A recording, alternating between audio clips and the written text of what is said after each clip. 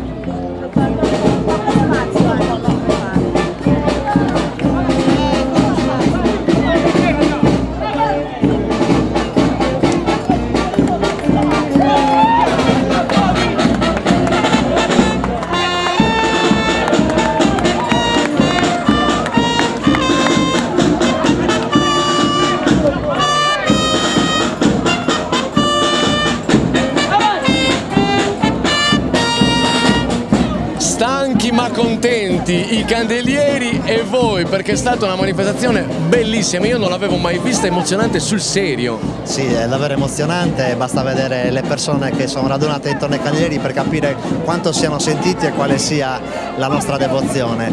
Gemellaggio perfetto, tra l'altro insieme al sindaco di Nulvi, dove ci sono i candelieri che sono ancora diversi da quelli di qua. Certamente, ieri è stato Ploaghe a fare tappa a Nulvi a onorare i loro candelieri, stasera è stato ovviamente il sindaco di Nulvi, Antonello Cubaio, che è venuto qui da noi a onorarci, noi che siamo considerati candelieri minori, non essendo rientrati fra quelli considerati patrimonio dell'umanità. Minori, ma uno spettacolo degno di questo nome, sì. Ploaghe e voi. Sì, la forma è diversa ma la sostanza è la stessa, c'è patto, c'è fatica, c'è sacrificio, c'è anche il risveglio dello spirito e della fede delle persone, dei cittadini che si riconoscono in una porzione di identità forse unica